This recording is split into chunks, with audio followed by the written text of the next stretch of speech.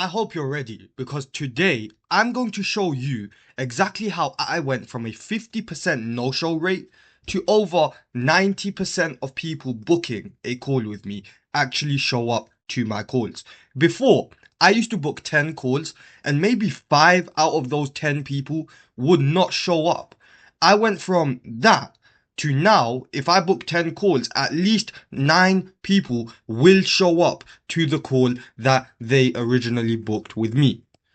Now, this is a massive, massive problem for anyone that's taking online conference calls through Zoom, through Google Meet. If you're relying on selling your service or product through Google Meet or through Zoom, you know that no-shows are a killer. Now, in this video, I'm going to break down a simple 3-step strategy that you can implement today, which will literally take you 10 minutes. It's going to take you 10 minutes, and at the end of the video, you are going to be able to book calls with people who are actually qualified, who are actually high intent, and who are actually going to show up. Now, why does this matter? No-shows are literally blocking slots in your calendar for people who can actually be of quality. If someone who's a low intent lead, low quality lead, books a slot into your calendar, that slot automatically gets blocked off, right? And let's say a high quality lead comes along, someone who actually has the money to work with you, someone who's actually high intent, someone who actually wants to speak to you. If that lead comes along and wants to book the same time, they're not going to be able to. Why? Because that slot is taken up by someone who's low quality and low intent. You've got all these different slots in your calendar blocked up by people who aren't even showing up, people who can't even commit to the slot that they booked with you. Now, I know how hard it is to sometimes book calls. It takes a lot of time and a lot of energy, depending on the tools you're using to get these people onto the call. Now, imagine all that time, energy, and sometimes money that you put in to getting these calls booked onto your calendar just for someone to ghost you, just for someone not to even show up to that call. Frustrating, right? I've been there. I understand the pain. When you've got 5 calls booked in a day and 3 of them don't show up, that kills your mood. The day before, you're thinking, great, I've got 5 calls booked tomorrow. I'm going to kill it. I'm going to close some sales. And then you jump on there and 3 of them don't show up. For those 2 that actually do show up, your mood can go from here to here simply because that level of optimism has dropped. You were expecting 5 people to show up. You were expecting 5 opportunities. And now you only have 2. That naturally is going to frustrate you. It's naturally going to make you feel way less optimistic about the 2 calls that you now have to jump on. And here's the thing, you don't need more people booking into your calendar. You need more of the right people booking into your calendar. You need more people actually showing up to the calls that they book. Now, this 3-step strategy is going to show you exactly how to do that. And I'm not going to be walking you through simple steps like, sending people reminders before their call. Because we all probably know that sending reminders isn't enough to make someone actually commit to the time that they book with you. Sometimes you send them 5, 6 reminders and they still don't show up. These strategies actually work. And they are so simple to implement. Let's look at the first one, right? First things first, you need to be super clear and super tight about who you actually allow to book into an appointment in the first place. Most people are doing this completely wrong. Most people don't even have a qualification process in place before allowing someone to book. They literally just send all the leads directly to a calendar and just allow everyone to book a call with them. And if that's what you're doing too, then it's no surprise that you're booking calls with low intent, low quality leads. Because it literally takes someone 5 seconds to fill out their name, email, number, and book a call with you. Now, a lot of people avoid using qualification forms because it can drop your booking rate. It can affect the amount of people that book in the first place. But there's a strategy behind this. How can you make sure that you keep your booking rate high, but at the same time, you're booking with the right people who are actually qualified? You want to take people through a very specific type of qualification form. You can see in my qualification form, right? Every single question is a drop down question. Nobody needs to think about the answer that they're going to fill out. It's all planned out for them. It's very low effort. They literally just click on the answers from the drop down, right? They don't need to think about anything. I'm not asking them to fill in a paragraph telling them why they want to book a call with me. Things like that will definitely drop your booking rate. I'm keeping it short, simple, sweet, and to the point. I'm keeping drop down questions that are simple to answer. Leads don't really even need to think about their answer because it's all planned out for them. They've got all these multiple choice questions. Now think about what this is actually doing psychologically. If someone is a low intent lead, do you really think they're going to go through this entire survey? Do you really think they're going to jump through all these different hoops in order to book a call with you? They're not. Those leads that are low intent and low quality, if you place a few hoops in front of them, a few obstacles like this qualification form that they have to go through, automatically you're filtering out those low quality leads. Automatically, you're getting rid of those people that don't genuinely have a high intent of fixing the problem that they have. Now, guess what? The reason this helps your no-show rate is because when you take people through a range of different questions that they need to jump through, this automatically filters out those low quality leads. But on top of that, you're making sure now you're only booking calls with leads who are actually high intent. If someone goes through all these different obstacles and answers all these different questions in order to book a call with you, at that point, you know this person is actually high intent. They actually want to speak to you. They actually have a desire to solve their problem. Think about it. Essentially, this person is qualifying themselves to you. Essentially, this person is proving that they are the right fit to work with you. That's literally what they're doing here. We're asking them all these different questions, and essentially, they're qualifying themselves. They're interviewing themselves and they're proving that they have what it takes to work with you. And psychologically, that's a massive shift. When we make people go through a range of different steps in order to speak with us, in order to work with us, psychologically, right, they have to show that they have what it takes to work with us. And as a little bonus, right, what you also want to do is you want to include the prices of your service. You want to make it very clear how much you guys actually charge.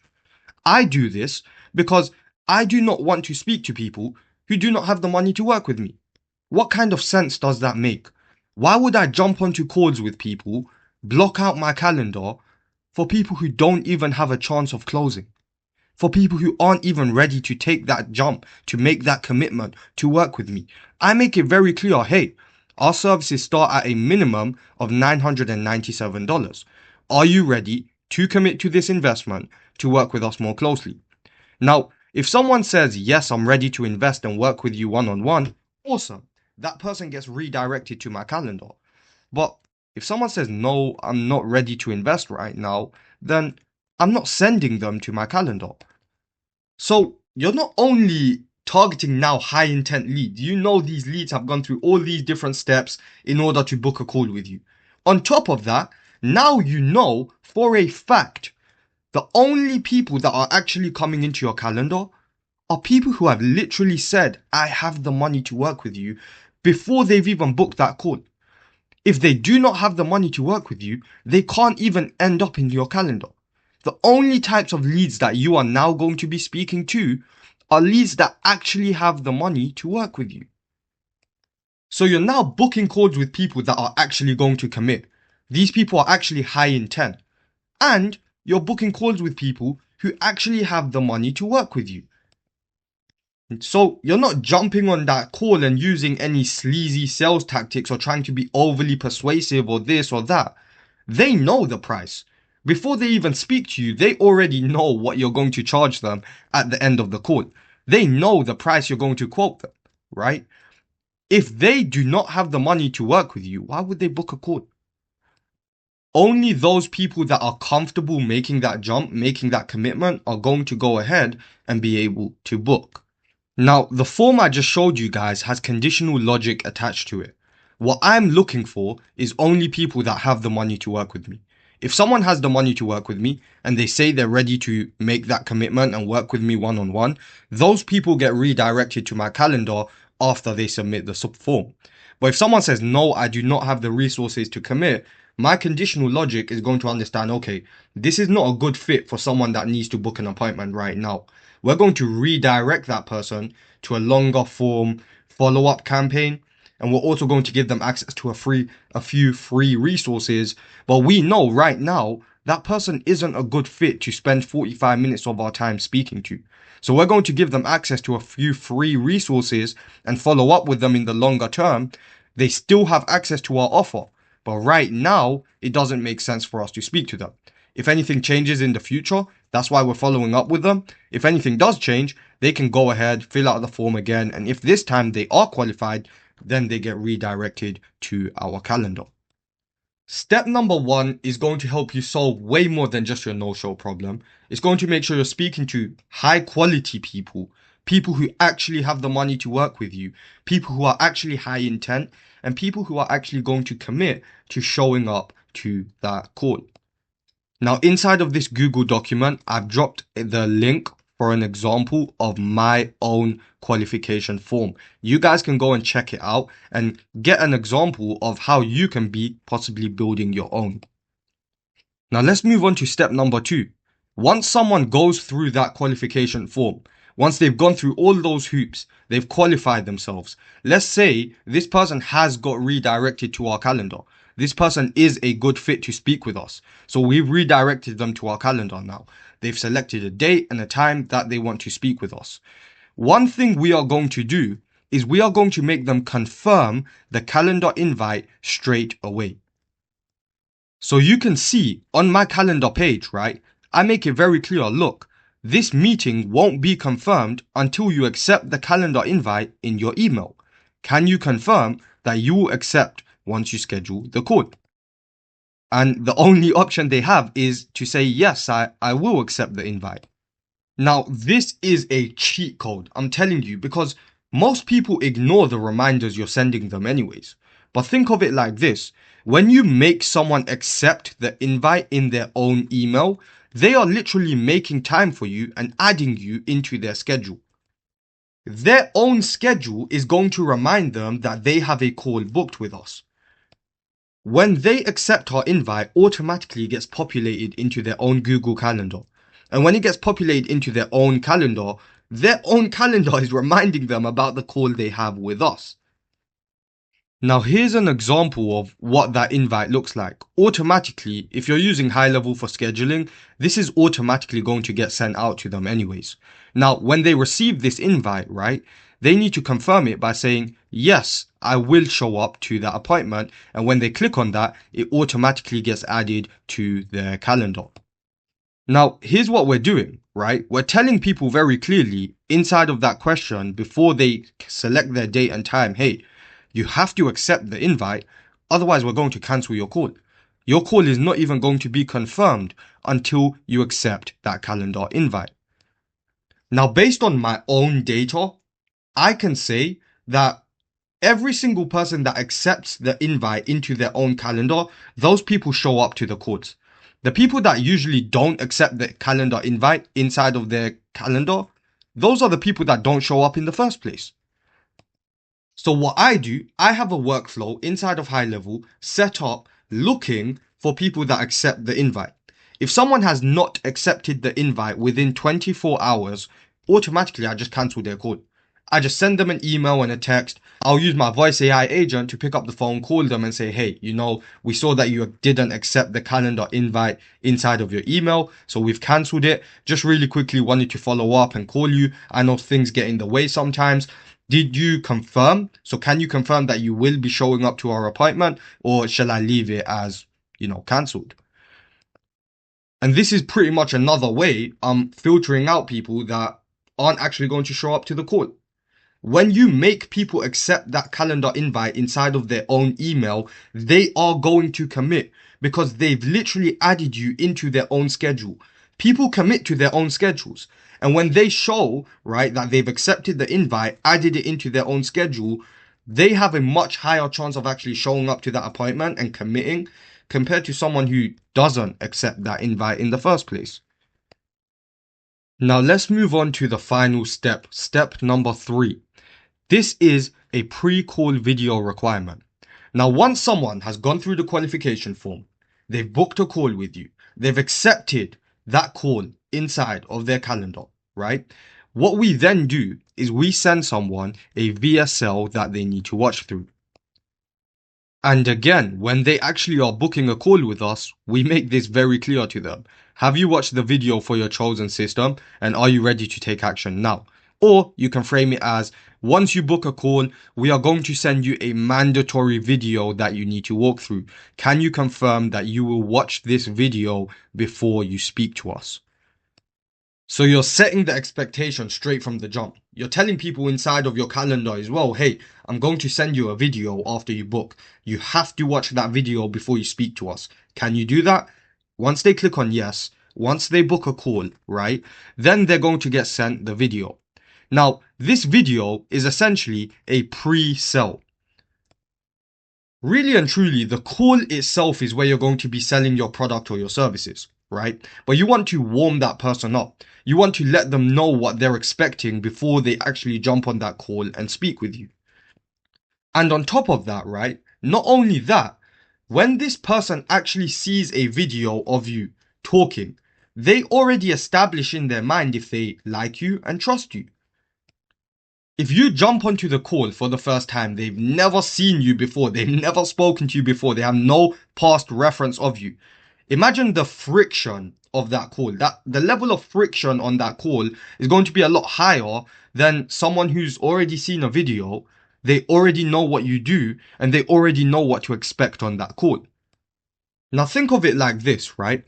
If someone watches that video and they do not like what they see, do you think that person is actually going to go ahead and stay committed to that call? Of course not. It's going to be a waste of their own time and a waste of our time. If someone watches that video and they do not like your offer, let's say for example, they do not like what you're actually selling, why would they jump on a call with you? They won't, right? It makes no sense. If they don't like what they see, what they're going to do is just cancel that call. And that's going to open up a slot for someone else to come and speak with us who actually is interested in what we do. That video is going to literally tell them, hey, this is what you can expect on the call with us. This is what we're going to cover. This is what we do. Essentially, you're enticing them, right? You're warming them up. You're getting them excited for what to expect on that call.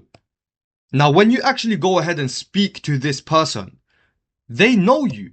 They like you. They trust you, right? If they actually watch that video and then they proceed to jump on that call with you, what does that tell you? This person has already seen the video and they like what you do. At that point, you're not having to be overly salesy.